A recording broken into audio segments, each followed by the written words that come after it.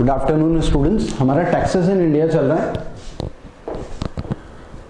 तो first session में हमने थोड़े बेसिक्स डिस्कस करे थे टैक्सेस इन इंडिया के, merits, demerits, direct taxes, indirect taxes के डिस्कस करे थे। तो आज हम डिस्कस करेंगे डायरेक्ट टैक्सेस, इनडायरेक्ट टैक्सेस। हमने ये डिस्कस करा था कि डायरेक्ट टैक्सेस जो होता है एज पर income tax act, income tax act 1961 होता है, ठीक है, जिसमें क्या क्या चीजें इंक्लूडेड होती हैं। एक तो income tax, corporation tax, minimum alternate tax, minimum alternate tax जिसे हम बोलते हैं मैट,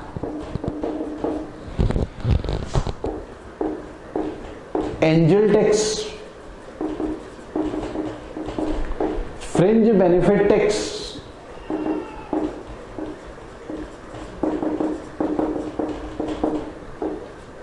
कैपिटल गेन टैक्स, ठीक है, गिफ्ट टैक्स, अलग अलग तरीके के टैक्स हैं। ये सारे के सारे जो टैक्सेस हैं वो सब as per income tax act के 1961 एक्ट के अकॉर्डिंग है। कॉर्पोरेशन टैक्स भी एज पर इनकम टैक्स एक्ट 1961 के अकॉर्डिंग दिया जाता है, सारे के सारे, ठीक है। अब अगर हम इनडायरेक्ट टैक्सेस की बात करें तो हम जीएसटी से पहले वाले टैक्स भी लिखेंगे और जीएसटी के बाद वाले टैक्सेस भी लिखेंगे, ठीक है। फिर उन्हें कट कर देंगे कि ये जीएसटी में सारे के सारे मर्ज हो चुके हैं, क्योंकि जीएसटी जब 2017 में आया तो उसने 17 तरीके के स्टेट के और यूनियन के टैक्सेस को रिप्लेस करा था, ठीक है। तो सारे के सारे टैक्सेस लिख लेते हैं जीएसटी से। एक तो सबसे पहले जीएसटी लिख लेते हैं, goods and services tax, GST, goods and services tax.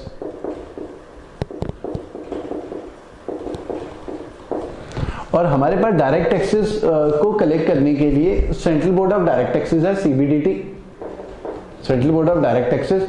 और यहां पर हमारे पास central board of indirect taxes and customs, central board of indirect taxes and customs, indirect taxes and customs, तो सीबीआईसी। ये बेसिकली किसके अंडर आते हैं? Department of revenue, ministry of finance, department of revenue, ministry of finance, ministry of finance के under आते हैं। तो department of revenue के अंदर दो बोर्ड रहते हैं, एक तो डायरेक्ट टैक्सेस को कलेक्ट करने के लिए, दूसरा बोर्ड रहता है इनडायरेक्ट टैक्सेस एंड कस्टम्स को कलेक्ट करने के लिए। तो हमारे पास इनडायरेक्ट टैक्सेस में जो सबसे इंपॉर्टेंट है वो है जीएसटी। उसके अलावा हमारे पास अगर हम बात करें सेल्स टैक्स, दो तरीके के हैं, एक तो सेंट्रल सेल्स टैक्स और एक स्टेट का स्टेट सेल्स टैक्स।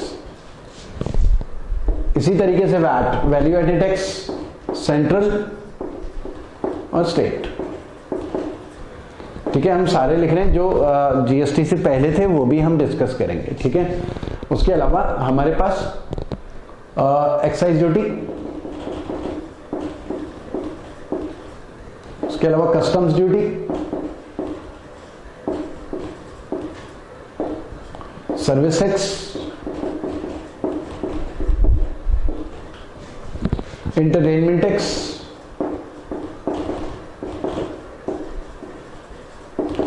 अब कुछ स्टूडेंट्स को डाउट होगा कि सर कुछ टैक्सेस तो खत्म हो चुके हैं, जीएसटी आ गया उसके बाद तो ये सब है नहीं। तो देखिए, एंटरटेनमेंट टैक्स पूरी तरीके से खत्म हो गया, सर्विस टैक्स भी पूरी तरीके से खत्म हो गया, ठीक है। और कुछ स्टूडेंट्स कहेंगे कि वैट और सेल्स टैक्स भी खत्म हो गया। तो वैट और सेल्स टैक्स पार्शियली खत्म हो चुका है, पूरी तरीके से खत्म नहीं हुआ जीएसटी के आने के बाद। जीएसटी ने हालांकि सेल्स टैक्स और वैट को खत्म करा है, लेकिन पेट्रोल, डीजल और लीकर के ऊपर अभी भी पुराना सिस्टम चल रहा है। पेट्रोल, डीजल एंड लीकर के ऊपर अभी भी ओल्ड सिस्टम, पुराना वाला सिस्टम चल रहा है। मतलब वो जीएसटी के दायरे में है ही नहीं। पेट्रोल, डीजल और लीकर जीएसटी के दायरे में नहीं आता, क्योंकि अगर पेट्रोल डीजल जीएसटी के दायरे में आएगा तो petrol 40 rupees 45 rupees per litre मिलेगा मार्केट में, और लीकर भी काफी सस्ता हो जाएगा, ठीक है। तो गवर्नमेंट ने उसे, क्योंकि गवर्नमेंट का काफी रेवेन्यू लॉस हो जाता अगर जीएसटी के दायरे में रखते, ठीक है, तो जीएसटी के दायरे में पेट्रोल डीजल को अभी फिलहाल नहीं रखा है, बाकी वो जीएसटी काउंसिल डिसाइड करेगी। तो यूनियन गवर्नमेंट और ये स्टेट गवर्नमेंट्स का भी डिसीजन है, क्योंकि जीएसटी काउंसिल में स्टेट गवर्नमेंट्स के भी रिप्रेजेंटेटिव रहते हैं और जीएसटी काउंसिल का जो चेयरमैन रहता है वो फाइनेंस मिनिस्टर होता है। तो स्टेट गवर्नमेंट्स ही नहीं चाहती कि पेट्रोल डीजल जो है वो जीएसटी के दायरे में आए, क्योंकि पेट्रोल डीजल अगर जीएसटी के दायरे में आ गया तो स्टेट गवर्नमेंट्स को भी रेवेन्यू का बहुत ज्यादा लॉस होगा, सेंटर को भी लॉस होगा, ठीक है। ज्यादातर पोर्शन अगर हम बोले पेट्रोल डीजल के ऊपर आधे से ज्यादा टैक्सेस का हिस्सा स्टेट गवर्नमेंट्स के पास जाता है, यूनियन गवर्नमेंट के पास नहीं जाता। लोगों को थोड़ा अवेयरनेस की कमी है, ठीक है। उसके अलावा लीकर के ऊपर जो टैक्स लगाने का सिस्टम है वो एक्सक्लूसिव पावर्स होती है स्टेट गवर्नमेंट्स को। सेंटर गवर्नमेंट लीकर के ऊपर टैक्सेस नहीं लगा सकता, ठीक है, क्योंकि हमारे यहाँ टैक्सेशन का सिस्टम इस तरीके से डिवाइड है। हमारे कॉन्स्टिट्यूशन में शेड्यूल के हिसाब से यूनियन लिस्ट, शेड्यूल 7 के हिसाब से यूनियन लिस्ट, स्टेट लिस्ट और कॉन्करेंट लिस्ट है। तो हमारा जो लीकर के ऊपर टैक्स लगाने की जो पावर्स है वो स्टेट लिस्ट में है, तो स्टेट गवर्नमेंट्स के पास एक्सक्लूसिव पावर है, चाहे लीकर के ऊपर बैन कर ले या टैक्सेस बढ़ा दे या खत्म कर दे या कम करे, यूनियन गवर्नमेंट उसमें इंटरफेयर नहीं कर सकती, ठीक है। तो हमारा ये दोनों टैक्सेस तो पूरी तरीके से खत्म हो गए, लेकिन ये वाला पुराना वाला सिस्टम सेल्स टैक्स वैट ज्यादातर चीजों में खत्म हो गया। लेकिन जैसे अभी हमने डिस्कस करा पेट्रोल डीजल लीकर नार्कोटिक्स कुछ चीजें ऐसी हैं जिनके ऊपर अभी भी पुराना सिस्टम चला आ रहा है, ठीक है। हमें डिस्कस करना है, पहले अभी डायरेक्ट टैक्सेस डिस्कस करेंगे, उसके बाद हम इनडायरेक्ट टैक्सेस में आएंगे डिटेल में, ठीक है। सबसे पहले अगर हम बात करें इनकम टैक्स की, तो इनकम टैक्स जो है ये रफ कर देता हूं पहले हम, क्योंकि ये डायरेक्ट टैक्सेस डिस्कस करने वाले हैं, उसके बाद ही इसमें आएंगे। हाँ, इनकम टैक्स बेसिकली हमारे पास 5 हेड्स ऑफ इनकम होते हैं। तो 5 हेड्स ऑफ इनकम किसी भी इंडिविजुअल का 5 heads of income, 5 heads of income हमारे क्या होते हैं? नंबर 1 इनकम फ्रॉम सैलरी, या तो कोई जॉब कर रहा होगा, प्राइवेट जॉब, गवर्नमेंट जॉब, उसकी सैलरी से इनकम हो रही होगी, फिर वो इनकम टैक्स रिटर्न्स फाइल करेगा, ठीक है। वो क्योंकि एम्प्लॉय है, कहीं जॉब करता है, प्राइवेट या गवर्नमेंट कहीं भी। दूसरा, अब हो सकता है कि वो जॉब ना करता हो, एम्प्लॉय ना हो, एम्प्लॉयर हो, ठीक है, या सेल्फ एम्प्लॉयड हो, तो income from salary, income from business और profession. Income from business and profession का मतलब है हमारा किसी का अपना बिजनेस है, उस बिजनेस से जो भी उसने कमाया वो इनकम फ्रॉम बिजनेस है, तो इनकम टैक्स रिटर्न्स फाइल करेगा। या इनकम फ्रॉम प्रोफेशन का मतलब है कोई चार्टर्ड अकाउंटेंट है, कोई एडवोकेट है, कोई डॉक्टर, अपना क्लिनिक है, उसका कहीं जॉब नहीं कर रहा, अपना खुद का क्लिनिक है, सेल्फ एम्प्लॉयड है, तो उसका प्रोफेशन है डॉक्टर, ठीक है, या कोई ट्यूशन पढ़ाता है, सेल्फ एम्प्लॉयड है, ठीक है, तो वो इनकम फ्रॉम प्रोफेशन होता है। तो ये भी हमारा 5 हेड्स ऑफ इनकम में आता है। तीसरा, income from house property, income from house property, income from house property का मतलब है रेंट। अब आप कोई भी इंडिविजुअल है, उसने अपने घर में अपनी प्रॉपर्टी रेंट पे दी हुई है, नीचे का फर्स्ट फ्लोर रेंट पे दिया हुआ है, ग्राउंड फ्लोर रेंट पे दिया हुआ है, या उसने कमर्शियल कॉम्प्लेक्स बनाया हुआ, वहां पर शॉप्स को रेंट पे दिया हुआ है, तो रेंट से भी काफी अच्छी इनकम आती है लोगों की, तो वो भी इनकम टैक्स के स्लैब में आते हैं। As per income tax act ही उसके ऊपर इनकम टैक्स लगने वाला है। तो ये 5 हेड्स ऑफ इनकम में तीसरा हमने डिस्कस करा है। और देखिए, इसमें आपको ये समझना है, इनकम फ्रॉम सैलरी, यहाँ पर टैक्स इवेजन काफी कम होता है कंपैरेटिवली अगर हम देखें। खासकर गवर्नमेंट एम्प्लॉइज तो टैक्स चोरी कर ही नहीं सकते, और खासकर जो कंपनीज, जो रजिस्टर्ड कंपनीज है, वहां के जो एम्प्लॉइज हैं, वो उनके भी टैक्स चोरी करने की पॉसिबिलिटी ना के बराबर होती है, क्योंकि गवर्नमेंट के पास पूरा डेटा जाता है कि कोई भी कंपनी किस एम्प्लॉय को कितनी कितनी सैलरी दे रही है, जितनी जो भी रजिस्टर्ड कंपनीज है, पेरोल में पूरा डिक्लेयर रहता है। इनकम फ्रॉम बिजनेस या प्रॉपर्टी, इसमें काफी मैनिपुलेशन होता है बेसिकली, तो यहाँ पर टैक्स चोरी की पॉसिबिलिटी बहुत है, क्योंकि कोई भी बिजनेसमैन है या प्रोफेशन है वो अपने हिसाब से चीज़ों को मैनिपुलेट करता है। कोई भी खुशी खुशी डायरेक्ट टैक्सेस पे कभी भी नहीं करता। हमने मेरिट्स में डिस्कस भी करा था, ठीक है। तो काफ़ी टैक्स चोरी रहती है। इनकम फ्रॉम हाउस प्रॉपर्टी जो रेंट है, इसमें भी काफ़ी गुंजाइश रहती है टैक्स चोरी की। बहुत सारे लोग रेंट इनकम को शो नहीं करते हैं, हालांकि 1,20,000 से ऊपर अगर कोई इंडिविजुअल किराएदार है और 1,20,000 से ऊपर इनकम टैक्स पे कर रहा है और वो HRA लेना चाह रहा है अपने डिपार्टमेंट से, तो उसे अपने डिपार्टमेंट में अपने मकान मालिक का पैन नंबर देना होगा। उससे क्या होगा कि इनकम टैक्स डिपार्टमेंट को पता लग जाएगा कि इस एम्प्लॉय ने इस पैन नंबर को इतना रेंट इनकम दी है, तो ऑटोमेटिकली वो इनकम टैक्स स्लैब में आ सकता है, ठीक है। तो मकान मालिक को भी ऑफिशियली डिक्लेयर करना होगा कि हाँ मेरी रेंट इनकम इतनी थी, ठीक है। तो ये इनकम फ्रॉम हाउस प्रॉपर्टी है। चौथा हमारा income from capital gain.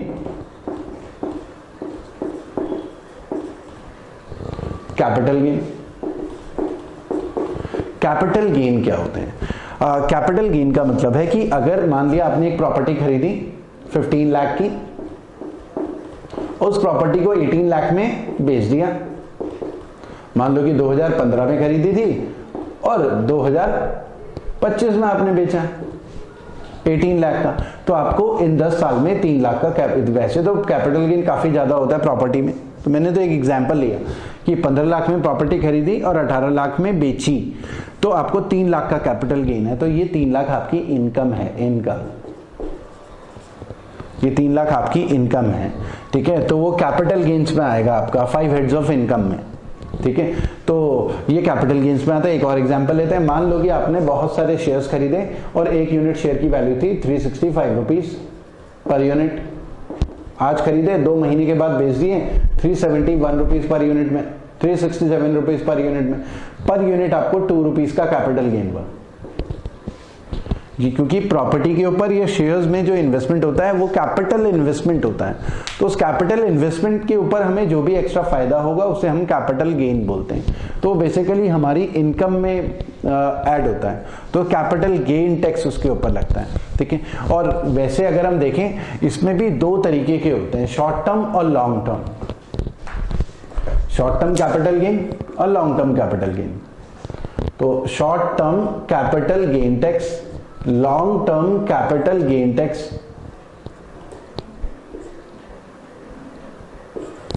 Long term capital gain tax, ठीक है। Short term capital gain tax. अब शॉर्ट टर्म और लॉन्ग टर्म कैपिटल गेन्स क्या होते हैं? अगर शेयर मार्केट के कंटेक्स्ट में देखें, शेयर्स के कंटेक्स्ट में, तो अगर हम 1 साल से पहले कंपनी के शेयर्स बेच दें तो इसके ऊपर हमारा जो कैपिटल गेन है, वो कैपिटल गेन टैक्स है, वो अराउंड 15% है। और 1 साल के बाद अगर हम शेयर बेचें तो उसके ऊपर जो कैपिटल गेन टैक्स है वो है 10%। पहले ये 0% हुआ करता था। और ये ज्यादा क्यों है, उसके पीछे रीजन है, ये 1 ईयर, लेस देन 1 ईयर के लिए।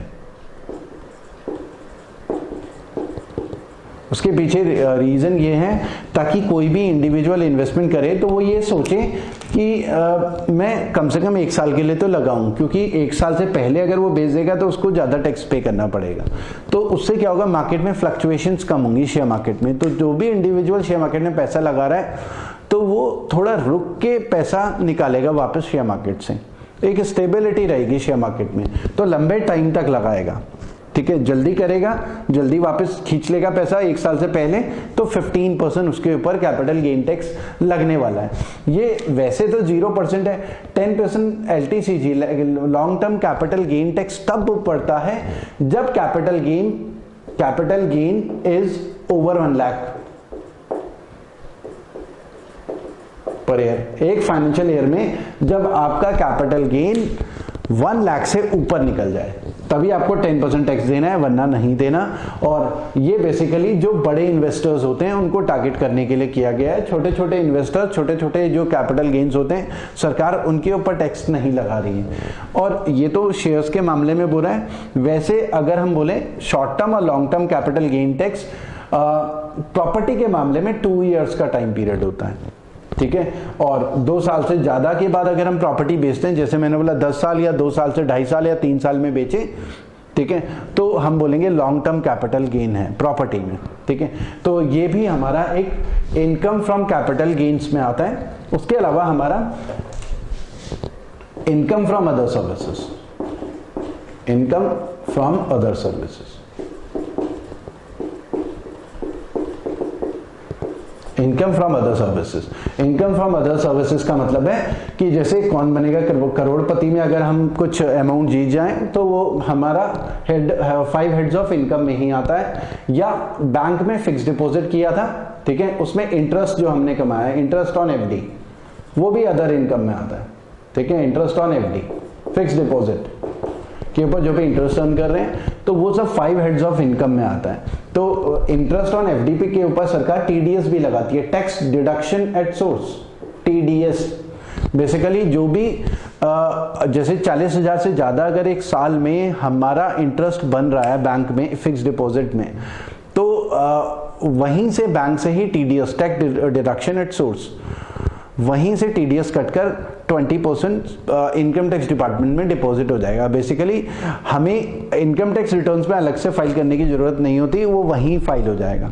अगर वो एक्सेस फाइल हुआ है तो इनकम टैक्स रिटर्न्स में कोट कर सकते हैं, और एक्सेस फाइल अगर एक्स्ट्रा टैक्स गया होगा, ठीक है, जितना हमारे ऊपर पड़ना चाहिए था पूरी कैलकुलेशन के हिसाब से, तो वो रिफंड भी हो जाता है, ठीक है। तो ये 5 हेड है इनकम की जो हमने आज डिस्कस करी इनकम टैक्स में। अब आते हैं कॉर्पोरेशन टैक्स। अब कॉर्पोरेशन टैक्स क्या है? कॉर्पोरेशन टैक्स बेसिकली जो कंपनीज हैं वो एक फाइनेंशियल ईयर में जितना प्रॉफिट कमा रही हैं उसके ऊपर जो टैक्स लगता है वो कॉर्पोरेशन टैक्स है। इस समय 22% है कॉर्पोरेशन टैक्स, ठीक है। मतलब कोई एक होता है कंपनी का एक्सपेंडिचर, कोई भी कंपनी उसका एक्सपेंडिचर रहा मान लिया कि 2500 करोड़, और कंपनी का जो रेवेन्यू था वो था, एक एग्जांपल ले रहा हूं, 2800 करोड़ रेवेन्यू। तो कॉर्पोरेशन टैक्स किसके ऊपर लगेगा? तो कुछ स्टूडेंट्स बोलेंगे कि सर 2800 करोड़ के ऊपर, तो 2800 करोड़ के ऊपर नहीं लगेगा क्योंकि कंपनी को प्रॉफिट तो 300 करोड़ है, तो इसके ऊपर कॉर्पोरेशन टैक्स लगेगा 22%। ये तो रेवेन्यू है, रिसिप्ट, और इतना तो एक्सपेंडिचर है। कंपनी को जो प्रॉफिट होता है वो उनकी बेसिकली इनकम होती है, तो उसके ऊपर कॉर्पोरेशन टैक्स लगता है। ये 22% है, और ये पहले 30% हुआ करता था, और जो छोटी कंपनीज थी, ठीक है, जिनकी कैपिटल 250 करोड़ से कम थी, उनके लिए 25% था। अब सरकार ने जो इंडियन इंडस्ट्रीज हैं उनके लिए ये 22% कर दिया कॉर्पोरेशन टैक्स। अब ये जो कॉर्पोरेशन टैक्स है ये कैलकुलेट होता है एज पर इनकम टैक्स एक्ट, ठीक है। अब इनकम टैक्स एक्ट के अकॉर्डिंग जब कॉर्पोरेशन टैक्स कैलकुलेट होता है तो कई बार बहुत सारी company zero tax paid companies बन जाती हैं। तो क्या फिर अब जीरो टैक्स पेड कंपनीज बनेंगी तो क्या उनके ऊपर टैक्स नहीं लगेगा? क्योंकि अब प्रॉफिट लॉस किसी कंपनी का कैलकुलेट करें तो 2 तरीके से कैलकुलेट होता है, 2 तरीके से। एक तो as per companies act, as per companies act 1956 है, और एक अब जो नया है वो 2013 है, ठीक है। दूसरा as per income tax act 1961। 2 तरीके से किसी भी कंपनी का प्रॉफिट लॉस कैलकुलेट होता है। कंपनीज एक्ट के अकॉर्डिंग कंपनी को बुक प्रॉफिट होता है। कई बार कंपनी का जो बुक प्रॉफिट रहता है वो तो काफी ज्यादा है, मान लिया कि 5000 करोड़, एक एग्जांपल। और फिर एज पर इनकम टैक्स एक्ट कंपनी काफी एग्जेम्पशंस लेती है, कई बार थोड़ा बहुत मैनिपुलेट कर देती है और जीरो टैक्स पेड कंपनीज बन जाती है। तो सरकार ऐसी जीरो टैक्स पेड कंपनी से भी टैक्स कॉर्पोरेशन टैक्स लेना चाहती है, तो उसके लिए सरकार ने मिनिमम ऑल्टरनेट टैक्स डिक्लेयर किया हुआ है, वो है इस समय 15%। पहले 18.5% हुआ करता था, ये है 15% ऑफ बुक प्रॉफिट। मतलब अगर किसी कंपनी के ऊपर एज पर इनकम टैक्स एक्ट कोई टैक्स नहीं बन रहा है, ठीक है, लेकिन फिर भी किसी भी कंपनी को अपने बुक प्रॉफिट का, as per companies act book profit का कम से कम 15% टैक्स तो पे करना ही है। तो बेसिकली ये क्या है, minimum tax to be paid by zero tax paid companies, और इस समय रेट है 15% of book profit as per companies act. वैसे कॉर्पोरेशन टैक्स पड़ता है एज पर इनकम टैक्स एक्ट, ठीक है। ये 1997 से स्टार्ट करा, 1997-98 फाइनेंशियल ईयर से स्टार्ट हुआ, और इससे पहले Reliance zero tax paid company हुआ करती थी इंडिया में। उसके बाद से मिनिमम अल्टरनेट टैक्स पड़ने लगा और अब तो रिलायंस कॉर्पोरेशन टैक्स पे करती ही है। एंजल टैक्स क्या होता है? एंजल टैक्स बेसिकली जो स्टार्टअप्स होते हैं, तो इन्वेस्टर अगर स्टार्टअप मतलब किसी ने नई कंपनी स्टार्ट करी और किसी ने स्टार्टअप्स में मान लिया 100 करोड़ लगा दिया, ठीक है, इन्वेस्ट करा, तो सरकार उन स्टार्टअप्स को के जो 100 करोड़ है इनकम की तरह ही कैलकुलेट कर रही है, क्योंकि उनकी शेयर वैल्यू मार्केट में कम थी, लेकिन इन्वेस्टर ने उनकी ग्रोथ पोटेंशियल देखकर 100 करोड़ लगाए, तो सरकार उसे इनकम मानती है और उसके ऊपर एंजल टैक्स लगाती है 30%, ठीक है। लेकिन सरकार ये कह रही है कि अगर आपके उसमें 25 करोड़ से कम का इन्वेस्टमेंट है, एंजल इन्वेस्टर ने 25 करोड़ से कम लगाए हैं, तो आपके ऊपर कोई भी एंजल टैक्स नहीं पड़ेगा। तो बेसिकली 25 करोड़ की एक लिमिट है, 25 करोड़ से ऊपर किसी ने अगर पैसा इन्वेस्ट किया है तो एंजल टैक्स लगता है, ठीक है। ये इनिशियली काफी कंट्रोवर्सी में भी रहा था। फ्रिंज बेनिफिट टैक्स क्या होता है? फ्रिंज बेनिफिट होते हैं ये लगता है जब कोई कंपनी अपने एम्प्लॉय को सैलरी के एडिशन में कोई भी बेनिफिट देती है तो उसके ऊपर सरकार फ्रिंज बेनिफिट टैक्स लगाती है। जैसे किसी कंपनी ने अपने एम्प्लॉय को यूरोप का एक टूर दे दिया साल में, कार गिफ्ट कर दी या कूपन्स दे रही है, तो डिफरेंट फैसिलिटीज दे रही है, तो सैलरी के एडिशन में जो एक्स्ट्रा फैसिलिटीज हैं, ठीक है, तो वो सारी चीजें आती हैं फ्रिंज बेनिफिट में। तो फ्रिंज बेनिफिट टैक्स सरकार ये कहती है कि सैलरी के एडिशन में जो भी चीजें आप देंगे, फ्रिंज बेनिफिट देंगे, उसके ऊपर फ्रिंज बेनिफिट टैक्स लगेगा। तो बेसिकली ये क्या है? It is a tax on fringe benefits, it is a tax on fringe benefits provided by employer to its employee,